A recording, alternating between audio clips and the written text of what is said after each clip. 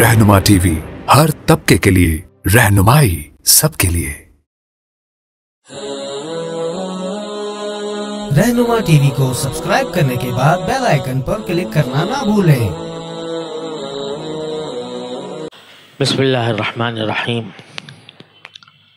अल्हम्दुलिल्लाहि रब्बिल आलमीन वस्सलातु वस्सलामु अला रसूलिहिल करीम व अला आलिहि व अस्हाबिहि अजमईन व अला कुल्लि मन तबिअहुम बिइहसान इला यौमिद्दीन। मनाजात मकबूल की दुआओं में पिछली मरतबा रब्बी ज़िदनी इल्मा के ऊपर गुजारिशात पेश की थी। उसके बाद जो दुआ है वह है अन्नी मसनी अज़ुर्रु व अंत अरहमुर राहिमीन। ये भी अजीब शान की दुआ है और हज़रत अय्यूब अलैहिस्सलाम की तरफ अल्लाह ताला ने इसको मंसूब फरमाया है। सूरह अंबिया में अल्लाह तबारक व तआला ने बहुत से अंबिया किराम का जिक्र किया है और उनके ऊपर जो नेमतें अल्लाह तबारक व तआला ने नाजिल फरमाई उनका तज़किरा फरमाया और उनकी किस किन मुश्किलात में उनकी मदद फरमाई वो भी अल्लाह ताला ने इस सूरत में ज़िक्र किए हैं। उसी सियाक में यह फरमाया कि व अय्यूब इज़ नादा रब्बहू अन्नी मस्सनी अज़ुर्रु व अंत अरहमुर राहिमीन। और अय्यूब को देखो, यानी उनके हालात पर गौर करो। जब उन्होंने अपने परवरदिगार को पुकारा था, इज़ नादा रब्बहू, क्या पुकारा था? अन्नी मस्सनी अज़ुर्रु व अंत अरहमुर राहिमीन। ये पुकारा था कि मेरी हालत ये है कि मुझे दुख छू गया है, दुख मुझे छू गया है। और दूसरे अल्फाज में कह लो कि दुख मुझे लग गया है। अंत अरहमुर राहिमीन, और आप सारे रहम करने वालों में सबसे ज्यादा रहम करने वाले हैं। इस दुआ की शान यह है कि इसमें कोई फरमाइश नहीं की गई, यानी ये नहीं फरमाया कि मुझे शिफा दे दीजिए, बल्कि फरमाया मुझे दुख छू गया है और आप सारे रहम करने वालों में सबसे ज़्यादा रहम करने वाले हैं। यानी अपनी हालत पेश कर दी अल्लाह ताला के सामने और अल्लाह ताला की ये सिफत बयान कर दी कि आपसे ज़्यादा रहम करने वाला इस कायनात में कोई और है नहीं। तो आप खुद इस सूरत हाल में मेरी हालत के ऊपर रहम फरमाएंगे तो आपकी अरहमुर राहिमीन होने के ऐन शायान शान है। ये वाक़या अल्लाह ताला ने बड़े आसानी से बड़े चंद मुख्तसर लफ्ज़ों में बयान फरमा दिया है कि अय्यूब इज़ नादा रब्बहू अन्नी मस्सनी अज़ुर। यहाँ चूँकि अल्लाह तबारक व तआला ने उनकी दुआ को अपने अल्फाज में बयान फरमाया है तो इसलिए अन्नी आ रहा है। फनादा फिज़ुल्मात फनादा रब्बहू अन्नी मस्सनी अज़ुर। हम अगर मांगेंगे तो अन्नी नहीं कहेंगे बल्कि इन्नी मस्सनी अज़ुर्रु व अंत अरहमुर राहिमीन। ये दुआ हज़रत अय्यूब की ज़िक्र की है अल्लाह तबारक व तआला ने। क्या वाक़या था? इतनी बात तो अक्सर लोगों को पता होती है कि हज़रत अय्यूब अलैहिस्सलाम को अल्लाह ताला ने सब्र का बहुत ऊंचा मकाम अता फरमाया था और उनको एक मुद्दत तक एक सख्त बीमारी ने पकड़ा हुआ था اور اسی میں انہوں نے پھر دعا مانگی تو اللہ تعالیٰ نے ان کو شفا عطا فرمائی۔ لیکن کیا تفصیلات تھیں اس کی، کچھ اس کی تفصیل آئی ہے تاریخی روایات میں کہ حضرت ایوب علیہ السلام یہ تقریباً حضرت ابراہیم علیہ السلام سے کچھ پہلے یا کچھ بعد پیدا ہوئے تھے، اور عرب کے علاقے میں پیدا ہوئے تھے، جزیرے عرب میں۔ جزیرے عرب کے اندر جو اس وقت عمان کہلاتا ہے، عمان جو ملک کہلاتا ہے آج کل، جس کا دارالحکومت مسقط ہے اور جس کی ایک بندرگاہ سلالہ ہے، تو وہاں ایک اب تک بھی مزار ہے، مشہور ہے کہ یہ حضرت ایوب علیہ السلام کا مزار ہے، بہت دنوں سے مشہور چلا آتا ہے، میں بھی حاضر ہوا ہوں وہاں پر، اور اس پہ حضرت، پتہ نہیں صحیح ہے یا غلط ہے، لیکن حضرت ایوب علیہ السلام کے پاؤں کا نشان ایک پتھر کے اوپر موجود ہے، جس کے بارے میں کہا جاتا ہے کہ حضرت ایوب علیہ السلام نے اس جگہ زمین پر پاؤں مارا تھا، واللہ عالم۔ لیکن روایات سے یہ ضرور معلوم ہوتا ہے کہ یہ جزیرے عرب میں تھے۔ جزیرے عرب کا بھی یہ حصہ جو اس کا جنوب مغربی حصہ ہے، وہاں پر ایک بستی تھی، اس بستی کے اندر یہ پیدا ہوئے تھے، اور ایک طرف ان کی نیکی، تقوی، راست بازی اور اللہ تبارک و تعالیٰ کی اطاعت کا پورے علاقے میں شہرہ تھا کہ نہایت متقی پرہیزگار آدمی ہیں، اللہ تعالیٰ کی عبادت بہت کرنے والے ہیں، اللہ تعالیٰ کی طرف رجوع کرنے والے ہیں، اس بات کی شہرت تھی۔ اور دوسری طرف اللہ تبارک و تعالیٰ نے دنیا کے مال و اسباب بھی بہت ان کو عطا فرمائے ہوئے تھے۔ اس زمانے میں مال و دولت کا ایک بہت بڑا مظاہرہ مویشیوں کی شکل میں ہوتا تھا، تو کہا جاتا ہے کہ ان کے مویشی، سینکڑوں مویشی ان کے پاس تھے، اور بہت باغات تھے، اور اولاد بھی بڑی خوشحال اولاد تھی، اور کہا جاتا ہے کہ یہ اولاد آپس میں انہوں نے یہ طے کیا ہوا تھا کہ ہر ہفتے ان میں سے ایک بھائی یا ایک بہن باقی سارے بھائی بہنوں کی دعوت کرے گی، اور جمع ہو کر سب کھاتے پیتے تھے، آپس میں خوشحالی کے ساتھ گفتگو کرتے تھے، جمع ہوتے تھے۔ حضرت ایوب علیہ السلام ان کے اوپر سے نظر اتارا کرتے تھے، ان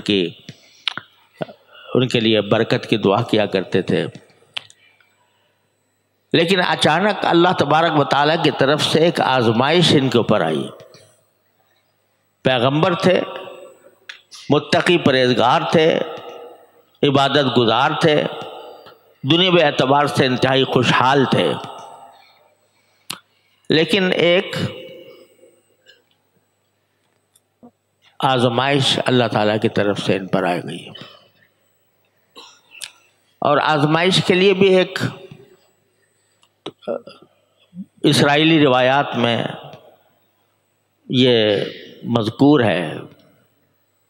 اسرائیلی روایات ایسی ہوتی ہیں کہ نہ ان کی تصدیق کرنا ضروری ہے، نہ اس کی تکذیب کرنا ضروری ہے، لیکن وہ ہے سبق آموز۔ اسرائیلی روایت میں یہ ہے کہ بلکہ جو حضرت ایوب علیہ السلام کی طرف بائبل میں ایک پورا صحیفہ منسوب ہے کہ اس میں حضرت ایوب علیہ السلام کے حالات بھی ہیں اور حضرت ایوب علیہ السلام کے ملفوظات بھی ہیں. تو اس میں یہ بات اس میں بھی لکھی ہے کہ ایک مرتبہ ایک شیطان اور ایک فرشتے کے درمیان مکالمہ ہوا. مکالمہ یہ ہوا کہ فرشتے نے حضرت ایوب علیہ السلام کی طرف اشارہ کر کے شیطان سے کہا کہ دیکھ تو یہ کہتا تھا کہ میں ان سارے آدم کے بیٹوں کو گمراہ کروں گا، چاروں طرف سے ان پر حملے کروں گا، اور دیکھو یہ ایک ایوب علیہ السلام کو دیکھو کہ اللہ تبارک و تعالیٰ کے کیسے پرہیزگار بندے ہیں. ایک طرف ان کو عبادت میں ایک اونچا مقام حاصل ہے اور دوسری طرف ان کی دنیاوی زندگی بھی بڑی شاندار ہے، اور دنیا کا اتنا مال و دولت ان کے پاس ہونے کے باوجود اللہ تبارک و تعالیٰ سے ان کے تعلق میں کوئی کمی نہیں ہوئی، اتنے یہ خوشحال ہے. ورنہ عام طور سے اے شیطان جب تو لوگوں کے پاس دولت آ جاتی ہے تو وہ تو اس کو گمراہ کرتا ہے، اللہ تعالیٰ سے اس کو بھٹکا دیتا ہے. لیکن دیکھ یہ بندے بیٹھے ہیں اللہ کے کہ جو اتنی دولت کے باوجود اللہ جل جلالہ کے ساتھ ان کے تعلق میں کوئی کمی نہیں آئی. تو شیطان نے کہا ایک طرح سے شیخی بگار کر کہا کہ جو تم کہہ رہے ہو نا کہ یہ بہت پرہیزگار اور متقی آدمی ہے، میں ذرا سا ان کے اوپر ایک سایہ ڈال دوں تو دیکھنا ان کا تقویٰ، ان کی پرہیزگاری کہاں جاتی ہے. اور اب تو یہ اللہ میاں کے بہت بڑے بندے بنے ہوئے ہیں اور اللہ تعالیٰ کے ساتھ ان کا تعلق بڑا مضبوط نظر آتا ہے. میں ذرا سا اگر ان کے اوپر ایک اپنا سایہ ڈالوں تو تم دیکھنا کہ یہ اللہ سے کیسے غافل ہو جائیں گے. بلکہ وہ صحیفے میں یہ بھی مذکور ہے کہ اس نے کہا شیطان نے کہ یہ جب میں ان کے اوپر ایک سایہ ڈالوں گا ان کو جا کر چھوؤں گا، اس نے بھی الفاظ ایسے استعمال کیے ہیں کہ اس کو جا کر جب چھوؤں گا تو یہ اللہ میاں کا کیا کہتے ہیں، یہ تکفیر کرتے ہیں، یہ اللہ میاں کو بالکل بھول کر اللہ میاں کی تکفیر کریں گے. تو فرشتے نے کہا کہ مجھے نہیں لگتا کہ یہ اس حالت میں بھی اپنے پروردگار سے جدا ہوں گے. تو وہ شیطان آیا اور اس نے اپنے کرتب دکھایا اور حضرت ایوب علیہ السلام ایک بیماری میں مبتلا ہو گئے. بیماری میں بعد میں مبتلا ہوئے وہ یہ کہ وہاں جس علاقے میں یہ رہتے تھے تو وہیں قریب میں ایک کافروں کی حکومت تھی، سبا، ملک سبا تھا. تو سبائی لوگ، سبا کے رہنے والے، وہ اچانک حملہ آور ہوئے حضرت ایوب علیہ السلام کے بستی پر، اور ان کے جتنے جانور تھے، جتنے مویشی تھے، وہ سب اٹھا کے لے گئے. بلکہ اس مصیبت پر بھی اللہ تبارک و تعالیٰ کے ساتھ ان کا تعلق وہی برقرار رہا جو پہلے تھا. تو اس موقع پر فرشتے نے اس شیطان سے کہا کہ دیکھو تم نے جا کر ان کی اولاد کو بھی ختم کر دیا، ان کا مال بھی سارا لوٹ لیا گیا، پھر بھی دیکھو یہ کس طرح صبر کی تصویر بنے ہوئے ہیں. تم یہ کہتے تھے کہ یہ جب ان کے اوپر میں اپنا سایہ ڈالوں گا تو یہ دیکھنا کہ اللہ میاں کے ساتھ ان کا تعلق کیسا برقرار رہتا ہے. تو دیکھو اس میں اتنی مصیبت پیش آنے کے باوجود سارا مال بنال لٹ گیا، ساری اولاد ختم ہو گئی، مگر یہ شخص اب بھی اللہ تعالیٰ کے ساتھ رجوع کیے ہوئے ہے۔ تو شیطان نے کہا کہ ابھی تو میرا آدھا ہاتھ پڑا ہے، اور جب میں پورا ڈالوں گا تو پھر دیکھنا ان کا کیا حال ہوگا، یہ اللہ تبارک و تعالیٰ کے ساتھ ان کا تعلق کیسا برقرار رہتا ہے۔ چنانچہ اللہ تبارک و تعالیٰ کی مشیت سے ان کے اوپر بیماری آ گئی۔ بیماری کیا تھی اس کی کوئی تفصیل نہ قرآن کریم میں بیان ہوئی ہے، نہ صحیح احادیث میں اس کا کوئی تذکرہ آیا ہے۔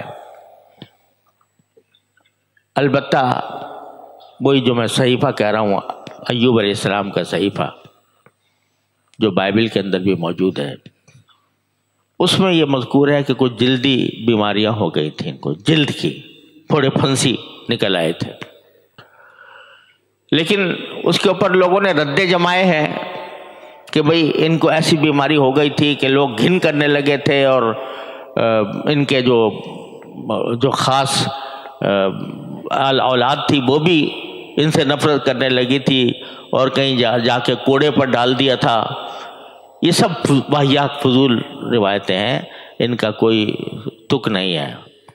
اللہ تعالیٰ اپنے انبیاء کرام علیہ السلام کو جب بھیجتے ہیں تو ان کو ایسی بیماریوں سے اور ایسی حالتوں سے محفوظ رکھتے ہیں کہ جو لوگوں کے لیے نفرت کا باعث ہوں، لہذا یہ سب روایتیں فضول ہیں، ان کی کوئی اصل نہیں، ان کی کوئی بنیاد نہیں۔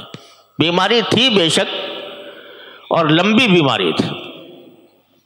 جب یہ صورتحال پیش آئی تو جب ایک طرف تو بیماری آ گئی، اور بیماری بھی ایسی جو تکلیف دہ بیماری تھی، مال منال ضائع ہو گیا، اولاد ہلاک ہو گئی، خود اپنے اوپر ایک ایسی بیماری لاحق ہو گئی کہ جو بے چین کرنے والی تھی۔ لیکن حضرت ایوب علیہ السلام کے اللہ تعالیٰ کے ساتھ تعلق میں کوئی فرق نہ آیا۔ اسی حالت میں ایک اور آزمائش آئی۔ آزمائش یہ آئی کہ 3 ان کے دوست تھے، ساتھی تھے، وہ آئے ان کے پاس بیماری کی حالت میں، اور ان میں سے ہر ایک نے اپنے دلائل پیش کر کے ان کے سامنے یہ بات کرنے کی کوشش کی کہ یہ جو بیماری آئی ہے یہ آپ کے کسی سخت گناہ کی وجہ سے آئی ہے، کوئی گناہ ہو گیا آپ سے زبردست، جس کی بنا پر یہ بیماری آئی ہے آپ کو۔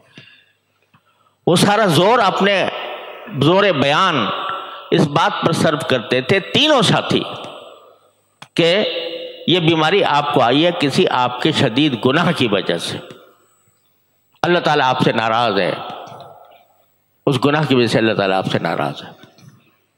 جواب میں ایوب علیہ السلام یہ فرماتے تھے کہ نہیں، میرا مالک مجھ سے ناراض نہیں ہے، اور تم مجھے بار بار یہ سمجھاتے ہو کہ اللہ تعالیٰ تم سے ناراض ہے، لہٰذا میں اللہ تعالیٰ سے ایک بعد پیدا ہو جائے میرا اللہ تعالیٰ کے درمیان، تو میں تمہاری یہ بات نہیں مانوں گا۔ میرا اللہ میرے قریب ہے، میرا اللہ مجھ سے ناراض نہیں ہے، راضی ہے۔ اور اس کے اوپر دلائل پیش کرتے تھے حضرت ایوب علیہ السلام۔ یہ جو میں آپ سے اس صحیفے کا ذکر کر رہا ہوں، بائبل کے اندر جو صحیفہ ہے ایوب علیہ السلام کا، وہ سارا کا سارا ان کے باہمی مناظرے پر مشتمل ہے۔ اب وہ صحیفہ کہا جاتا ہے کہ بائبل میں جتنے بھی صحیفے ہیں انبیاء کرام علیہ السلام کے، ان میں سب سے زیادہ قدیم صحیفہ یہ ہے، اور بلاغت کے اعتبار سے بھی بہت اعلیٰ پیمانے کا ہے۔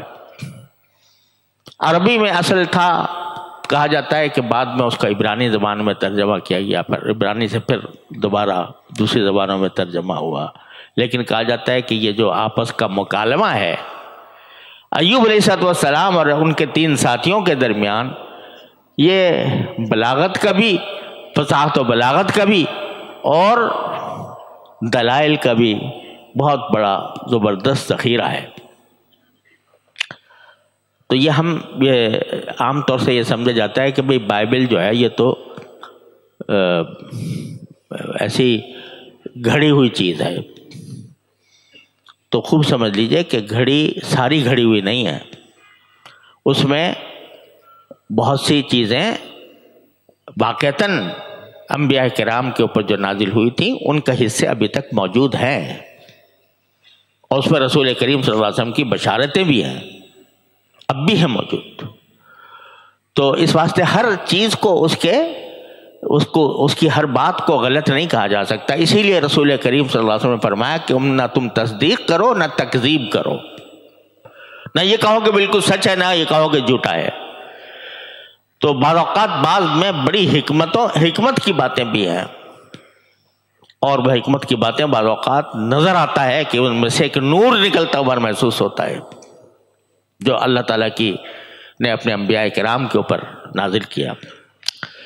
تو اس میں بھی بہرحال یہ جو مناظرہ ہے سارا لمبا چوڑا، آپ اندازہ کیجئے ایک آدمی بیماری میں مبتلا ہے، اولاد اس کی ساری ہلاک ہو چکی ہے اور سارا مال اس کا ختم ہو چکا ہے، بیماری ایسی لگ گئی ہے کہ ہر وقت تکلیف میں ہے انسان، اور اس وقت میں آ کے لوگ مناظرہ کر رہے ہیں کہ بھئی یہ تمہاری گناہوں کی سزا ہے، اللہ میاں ناراض ہے تم سے، اور اس کے جواب میں یہ مناظرہ کر رہے ہیں کہ نہیں میرا اللہ مجھ سے ناراض نہیں ہے، ہاں مجھ پر اللہ نے یہ آزمائش مسلط کی ہے اور اس آزمائش میں مجھے صبر سے کام لینا چاہیے، اور جب میں صبر سے کام لوں گا تو میرا مولا ضرور مجھے اس مشکل سے نجات دلائے گا۔ یہ ساری پوری گفتگو ان کی منقول ہے اس صحیفے کے اندر۔ تو آپ یہ دیکھیے کہ ایک طرف اتنے زبردست مصائب کا سامنا ایوب علیہ السلام کو، اور دوسری طرف یہ وساوس جو دل میں ڈالے جا رہے ہیں ساتھیوں کی طرف سے۔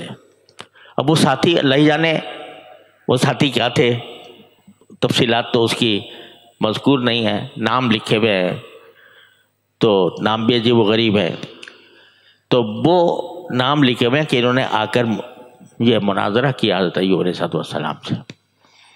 تو بھائی اس حالت میں آدمی جو تکلیف میں ہے، بسوں میں ہے، سب کچھ، لیکن اس حالت میں بھی راضی بھی رضا ہے، یعنی اللہ تعالیٰ نے میرے حق میں جو فیصلہ کیا ہے میں اس کے اوپر راضی ہوں، آرام ہو تو راضی ہوں، دکھ ہو تو راضی ہوں، اللہ تبارک و تعالیٰ کی دی ہوئی نعمت، دی ہوئی تکلیف پر۔ لیکن ساتھ ہی اللہ تعالیٰ کی سے دعا بھی، ایک طرف مناظرہ ہو رہا ہے اور پھر چلتے جب اس مناظرے کا اختتام ہوا تو اس وقت دعائیں مانگی حضرت ایوب علیہ السلام، پہلے بھی مانگی ہوں گی، لیکن اس میں دعا کے اندر کیا انداز ہے اس دعا کا، انی مسنی الضر وانت ارحم الراحمین۔ کوئی مطالبہ نہیں ہے، کوئی درخواست نہیں ہے، بس حالت کا بیان ہے، اے اللہ میرے پروردگار رب، اے میرے پروردگار انی مسنی الضر، میری حالت یہ ہے کہ مجھے دکھ لگ گیا ہے، میری حالت یہ ہے۔ عربی زبان کے قاعدے سے اگر انی نہ ہوتا تو کوئی مسئلہ نہیں تھا، اگر یہ کہتے کہ ربی مسنی الضر وانت ارحم الراحمین تو بات پھر بھی ہو گئی تھی کہ مجھے دکھ لگ گیا ہے اور آپ ارحم الراحمین ہیں، لیکن شروع میں کہا انی मस्सनी अज़्ज़ुर व अंत अरहमुर राहिमीन। इन्नी कहने में यानी तीन चीजें इकट्ठी जमा करके अल्लाह ताला के सामने पेश कर रहे हैं। इन्नी एक तरफ मैं हूं और दूसरा मेरे ऊपर ये दुख मुझे लग गया है, ये दुख है, और तीसरे आप हैं कि अरहमुर राहिमीन है। ये नहीं कहा कि मेरा इस दुख दूर कर दीजिए, मेरी ये तकलीफ दूर कर दीजिए, बल्कि ये कहा कि हालात आपके सामने रख रहा हूं। हालात ये है कि एक तरफ मैं हूं, दूसरे मेरे साथ लगी हुई बीमारी है, और आप अरहमुर राहिमीन है। तो आप खुद ही फैसला कर लीजिए कि इस हालत में आप मेरे साथ क्या मामला फरमाएंगे। ये वो दुआ है जिसको मैं कहता हूं ज़बाने बेज़बानी। ज़बाने बेज़बानी यानी ज़बान से कुछ नहीं कह रहा कि मुझे क्या करो, अपनी हालत पेश कर रहा है। मेरी हालत यह है। अब आप अरहमुर राहिमीन हैं, उस आपके अरहमुर राहिमीन होने का जो भी तकाजा है मेरे साथ वो मामला कर दीजिए। यह है ज़बाने बेज़बानी। जब आदमी एक तरफ तो वहां अल्लाह तबारक व तआला के बारगाह में ये अल्फाज की फसाहत और बलागत नहीं देखी जाती, वहां मांगने वाला दिल देखा जाता है कि वो किस दर्द के साथ, किस सोच के साथ, किस मेरे ऊपर भरोसा करते हुए वो मुझसे मांग रहा है। तो फिर अल्फाज में वो माना नहीं देते जो इंसान की हालत माना देती है। अक्सर और बेशतर ये सूरत हाल पैदा होती है, मेरे साथ तो बहुत होती है, आप हज़रात के साथ भी होती होगी, कि किसी वक्त हाथ उठा लिए दुआ करने के लिए, समझ में कुछ नहीं आ रहा क्या मांगे, समझ में नहीं आ रहा। हालांकि दिल में हाजतों का तूफान है, हाजतों की लामुतनाही हाजतें दिल में हैं। अगर मैं सोचना चाहूं कि भाई मुझे क्या चाहिए, तो पता नहीं कितनी हाजतें हैं मेरी। सेहत मेरी हाजत है, और ताकत मेरी हाजत है, मैं जो है कुव्वत मेरी हाजत है, इल्म मेरी हाजत है, क्या नहीं हाजत। तो अगर उसकी फहरिस्त बनाना चाहो तो ला तादाद है हाजतों की। हाथ उठाए बैठा हूं और उस वक्त समझ में नहीं आ रहा कि क्या मांगू। तो यह है ज़बाने बेज़बानी, कि अब पूरा जो इंसान का वजूद है वो दुआ बन जाता है। अगर ज़बान से कहो तो वो अल्फाज ही निकलेंगे ना, लेकिन पूरा वजूद दुआ बन जाता है। या अल्लाह समझ में नहीं आ रहा, मेरे आप ही मेरी हाजतों को जानते भी हैं और आप ही उन हाजतों को पूरा करने वाले भी हैं। वो अपनी ज़बान हाल से, अपने सारे वजूद से वो मांग रहा होता है कि या अल्लाह मेरी सारी हाजतें आप जानते हैं, आप अपने फजल करम से पूरी फरमा। मेरे शेख हज़रत पाला हज़रत आरिफी क़द्दसल्लाहु ताला सिर्रहू एक मरतबा फरमाने लगे, हज़रत को दुआ का बड़ा ज़ौक़ था, और जब दुआ करने पे आते थे तो बाद औक़ात बस किए जाते रहते थे, 15 मिनट 20 मिनट आधा घंटा सारे दुआएं अज़बर और किया करते थे, बहुत दुआ लंबी दुआ किया करते थे। तो फरमाते हैं मैं जब हरम मक्का में हाज़िर हुआ और अल्लाह ताला ने तवाफ़ की तौफ़ीक़ दी और मुल्तज़म के सामने बैठा, बैतुल्लाह शरीफ के दरवाज़े के सामने बैठा, तो दिल में आया कि अब वो खूब दुआ करूँगा। हाथ उठाए तो अल्फाज ही निकल नहीं रहे कुछ ज़बान से, समझ में नहीं आ रहा क्या कहूँ क्या ना कहूँ, क्या मांगूँ क्या नहीं मांगूँ। तो सोचा कि अच्छा कल ही तो मैंने बहुत देर तक दुआ कराई थी, आधे घंटे की दुआ थी, वही कुछ याद आ जाए क्या क्या की थी वो भी याद नहीं आ रही, और कुछ अदिया मासूरा याद थी वो भी याद नहीं आ रही। हाथ उठाए मैं, तो हजरत फरमाते हैं कि दिल में ये आने लगा, या अल्लाह तू इस जगह पर आकर भी दुआ करने से आजिज हो रहा है तो क्या बनेगा तेरा। तो उसके मान बात दिल में ये बात आई कि अरे तू क्या मांगेगा, तेरे जो ये हाथ फैले हुए हैं जिस बारगाह में, ये हाथ जो है सारी कायनात इन हाथों के नीचे है। जिस बारगाह में ये हाथ फैले हुए हैं तो सारी कायनात इनके हाथों के नीचे है। तू मांगेगा तो जितनी भी चीज मांगेगा तो जो मुतनाही होगी, जब उनकी बारगाह में ये हाथ फैले हुए हैं तो वो ज़बाने बेज़बानी से वो अता फरमाएंगे जो तेरे बहमो ख्याल में भी नहीं है। तो ये है ज़बान बेज़बानी कि आदमी ज़बान से कुछ नहीं कह रहा लेकिन पूरी हालत उसकी दुआ की मुजस्सम वजूद जो है वो दुआ, मुजस्सम दुआ बना हुआ है। दरगाहे हुस्न में टूटे हुए लफ्जों पे न जा, ये मैंने कभी शेर कहा था।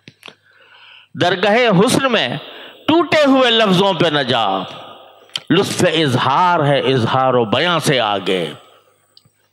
इजहार का लुत्फ वो इजहार और बयान अल्फाज से नहीं होता, उससे आगे है। बंदे की हालत ऐसी बन जाए कि वो सरापा दुआ हो, उसका वजूद सरापा दुआ हो। वहाँ टूटे हुए अल्फाज के ऊपर नहीं देखा जाता कि भाई अल्फाज इसके फंसी व बलीग हैं या टूटे हुए हैं। जिस हालत में भी परवरदिगार के सामने मांगा जाए तो वो बंदे की हाजत समझकर उसको पूरा करता। तो बिल्कुल यही सूरत हाल अय्यूब अलैहिस्सलाम की इस दुआ में है। मैं अल्लाह मियां तीन बातें कह रहा हूं, मैं हूं, मेरी बीमारी है और तू अरहमुर राहिमीन है।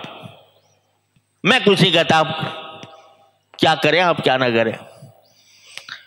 तो इसमें जो लुत्फ है, इस दुआ का जो लुत्फ है कि इजहार व बयां से आगे, उससे आगे है ये इन्नी मसनी ज़ुर्र व अंत अरहमुर राहिमीन। इसी तरह दूसरी जगह कुरान करीम में हज़रत अय्यूब अलैहिस्सलाम की दुआ वहाँ पर भी जिक्र की है। तो क्या है कि इन्नी मसनी ज़ुर्र मसनी शैतान बिनुस्बिन व अज़ाब। वहाँ भी बस इतना है कि या अल्लाह मुझे शैतान छू गया है तकलीफ देकर और मेरे अंदर बीमारी आजार पैदा करके मुझे छू गया है। बस वहां पर भी कोई ऐसा जुमला नहीं है या अल्लाह मुझे शिफा दे दे, बल्कि अपनी हालत पेश कर दी और उस पूरी हालत को दुआ बना दिया। तो जब ये दुआ हुई तो कुरान करीम फरमाते हैं उरकुज़ बिरिजलिक हाज़ा मुग़तसलुम बारिदुम व शराब। जब ये दुआ पहुंची है बारी ताला के मकाम तक तो अल्लाह ताला ने हुक्म दिया उरकुज़ बिरिजलिक, अपना पांव जोर से मारो इस पत्थर पर, बस ये तुम्हारी शिफा का रास्ता है। उरकुज़ बिरिजलिक, अपना पांव मारो जोर से इस पत्थर के ऊपर, तो क्या होगा, वहां से चश्मा फूटेगा। चुनांचे ऐसा ही हुआ। हजरत अय्यूब अलैहिस्सलाम, उसी बाज़ रिवायात के अंदर आया है कि जब उठ के जाने लगे तो पहले तो ये हालत हो गई थी कि चलना ही मुश्किल था, लेकिन उनकी अहलिया वफादार अहलिया थी, वो मुसलसल उनके साथ रहती थी। तो जब जाने लगे तो अहलिया ने पूछा कहाँ चले, कैसे जा रहे हो? तो हज़रत अय्यूब अलैहिस्सलाम ने फरमाया मुझे हुक्म हुआ है कि मैं आगे जाकर इसके ऊपर पत्थर पर पाँव मारूं। چلے گئے، پتھر پر پانی پاؤں مارا تو پانی ابل پڑا، اور اللہ تعالیٰ کی طرف سے یہ حکم آیا کہ ھذا مغتسل بارد و شراب. دیکھو یہ جو پانی ابالا ہے ہم نے زمین سے، تم نے پاؤں مارا تھا، یہاں سے چشمہ ابال دیا، اور اس چشمے کے اندر یہ تمہارے نہانے کا پانی بھی ہے، ٹھنڈا پانی. مغتسل بارد، ٹھنڈا پانی ہے تمہارے غسل کرنے کے لیے، اور شراب اور تمہارے پینے کے لیے. چنانچہ غسل کیا. حضرت ایوب علیہ السلام نے غسل فرمایا اس چشمے سے، اور جب غسل کر کے فارغ ہوئے تو وہ ساری بیماری جا چکی تھی. بیماری کی وجہ سے جو چہرے کے اوپر تغیرات آئے تھے وہ جا چکے تھے، اور اسی طرح کھلا ہوا خوشگوار چہرہ جو پہلے تھا اسی کے ساتھ وہاں سے واپس لوٹے.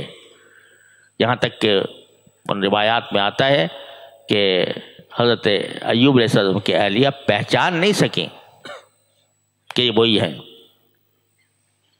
کیونکہ اس عرصے دراز تک بیماریوں کی وجہ سے چہرے پر تغیرات آ چکے تھے، جسم پر تغیرات آ چکے تھے.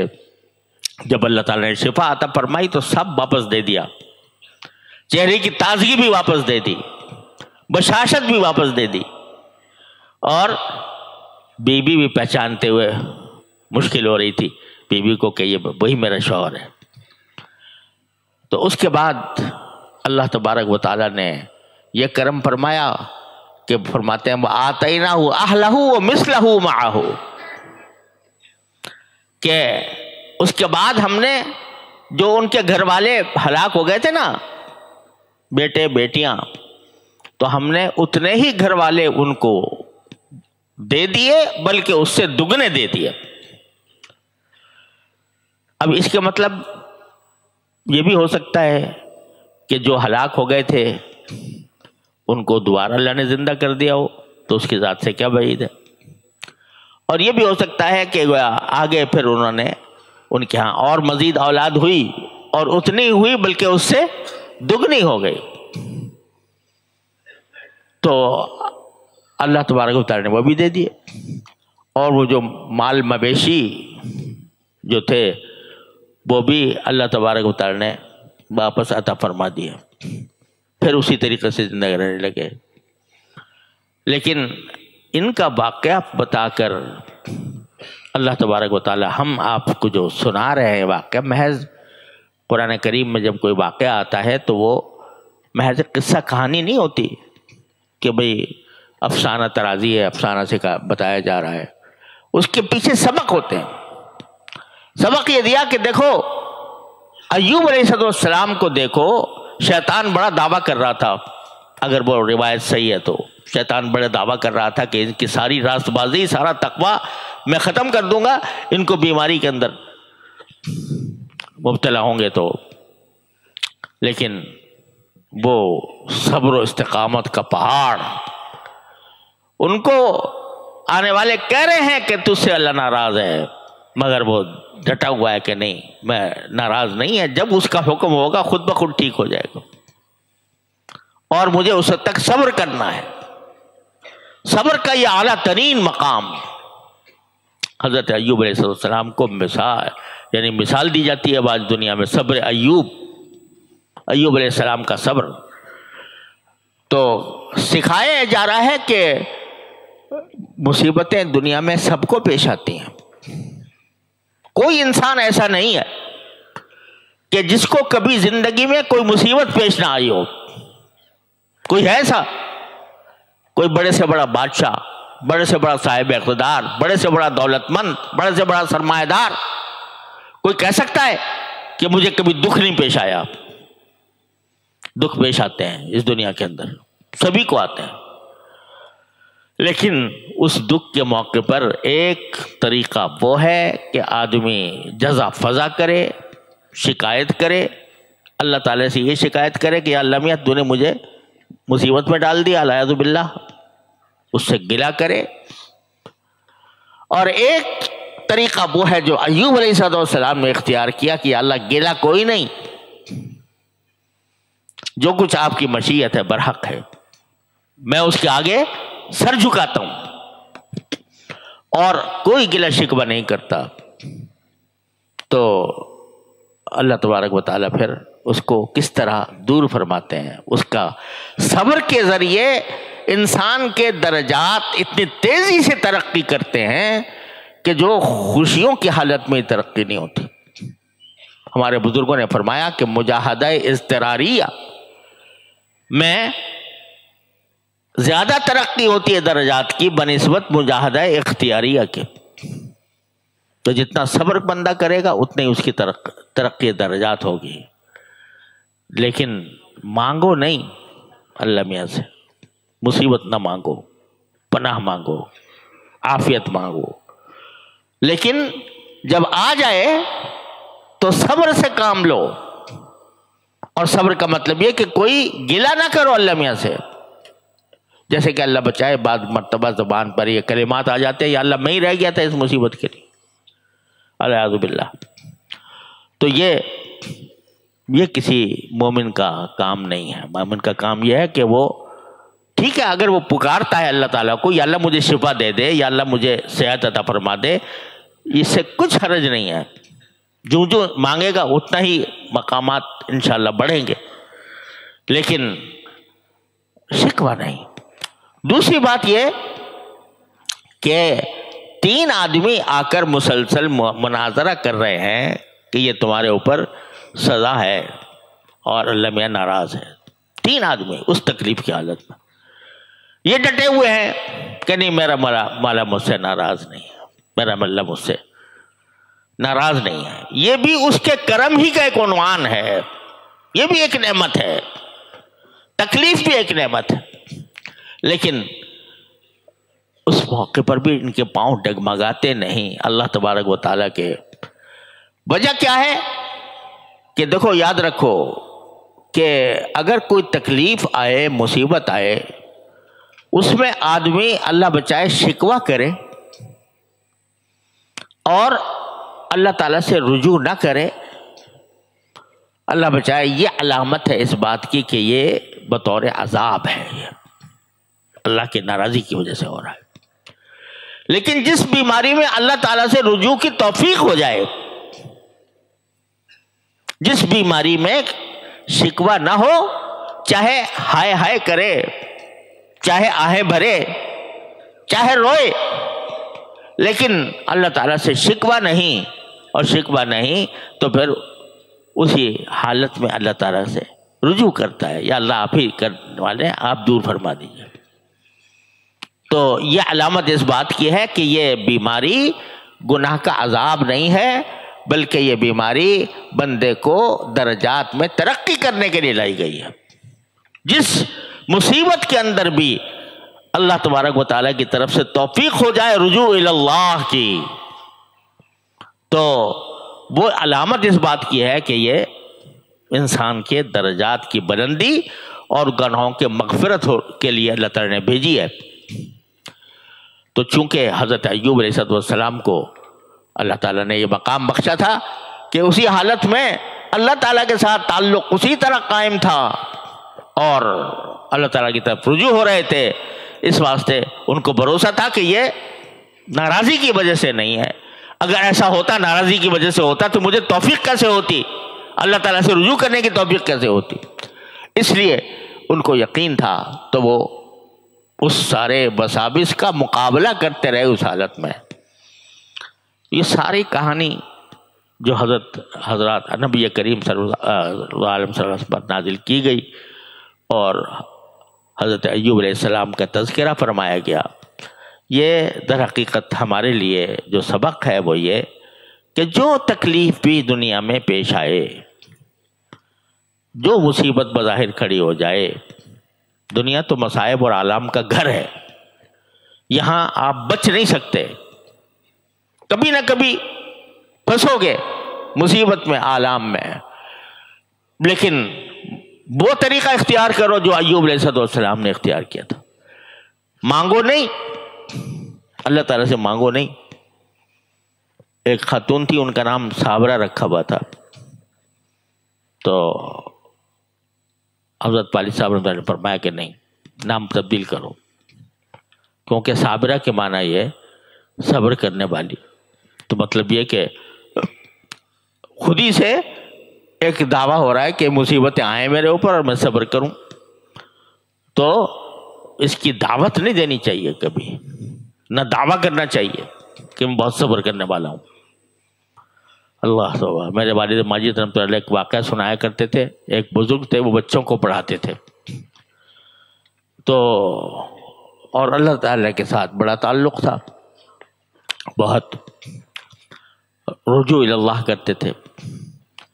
اسی رجوع اللہ کے ناز میں ایک مرتبہ جملہ یہ منہ سے نکل گیا کہ لیس لی فی سواک حظ فکیف ما شئت فاختبرنی، کہ اے اللہ مجھے آپ کے سوا کسی چیز میں اب لذت نہیں رہی، جس طرح چاہیں مجھے آزما کے دیکھ لیں.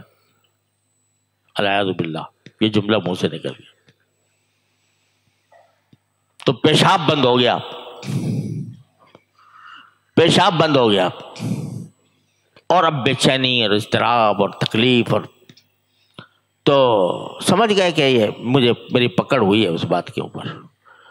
تو اپنے بچوں سے جو پڑھنے آتے تھے ان سے کہا کرتے تھے کہ ادعو لعمکم الکذاب، اپنے جھوٹے چچا کے لیے دعا کرو، جھوٹا دعویٰ کر گیا تھا میں، اللہ میں نے دکھا دیا کہ کیا کہہ رہے ہو کہ کسی اور چیز میں لذت نہیں رہی، ارے پیشاب میں تمہاری لذت ہے. تو کبھی مانگو نہیں، نہ یہ دعویٰ کرو کہ میں بہت برداشت کرنے والا ہوں، لیکن اگر کبھی آ جائے تو دو کام کرو.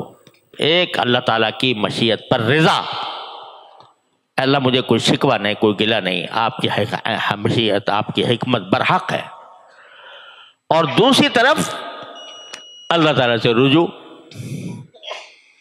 کہ اللہ آ گئی ہے، اس مشکل کو دور فرما دیجئے، یا اس کے اندر میری دستگیری فرمائیے، مجھے صحیح راستہ دکھائیے. اللہ تعالیٰ کی طرف رجوع. دو کام کرو گے انشاءاللہ، جب وہ جائے گی تو تم کہاں سے کہاں پہنچ چکے ہوگے، درجات تمہارے کہاں سے کہاں پہنچ چکے ہوں گے. بس یہ سبق ہے جو دیا گیا. اور یہاں اس دعا میں یہ سبق بھی ہے کہ جب کچھ نہ سمجھ میں آ رہا ہو کہ میں کس طرح مانگوں اللہ میاں سے، تو ہاتھ ہی پھیلا دو، انی مسنی الضر وانت ارحم الراحمین. تو یہ بھی دعا کا ایک انداز ہے، یہ بھی ایک اسلوب ہے، اور بعض اوقات یہ اسلوب زیادہ مؤثر ہو جاتا ہے دوسرے اسلوب کے مقابلے میں. اللہ تبارک و تعالیٰ اپنے فضل و کرم سے، اپنے رحمت سے ہمیں یہ سارے سبق لینے کی اور اس پر عمل کرنے کی توفیق عطا فرمائے. وصلی اللہ تعالیٰ اللہم صلی علی سیدنا محمد وعلی آل سیدنا محمد کما صلیت علی ابراہیم وعلی آل ابراہیم. یا اللہ، یا رحمان، یا رحیم، یا کریم، اپنے فضل و کرم، اپنے رحمت سے ہمارے تمام گناہوں کو معاف فرما. یا اللہ، ہمارے اعمال و اخلاق کی اصلاح فرما. یا اللہ، اپنے فضل و کرم سے، اپنے رحمت سے اپنے ساتھ خصوصی تعلق عطا فرما دیجیے. یا اللہ، اپنے ساتھ تعلق میں یا اللہ قوت عطا فرمائیے. یا اللہ، اس میں دوام عطا فرمائیے. اپنے فضل و کرم سے تعلق کو مضبوط فرما دیجیے. یا اللہ، اپنی محبت کو ساری محبتوں پر غالب فرما دیجیے. یا اللہ، اپنی محبت کو ساری محبتوں پر غالب فرما دیجیے. یا اللہ، اپنی طرف رجوع کرنے والا بنا دیجیے. یا اللہ، ان لوگوں میں سے بنا دیجیے جن کے بارے میں آپ نے فرمایا اللہ یجتبی الیہ من یشاء ویہدی الیہ من ینیب. یا اللہ، تمام حاضرین اور حاضرات کو ان کے تمام جائز مقاصد میں کامیابی عطا فرما، سب کی پریشانیوں کو دور فرما، سب کی مشکلات کو آسان فرما. وصلی اللہ تعالی علی خیر خلقہ سیدنا مولانا محمد وعلی آلہ واصحابہ اجمعین. آمین برحمتک یا ارحم الراحمین.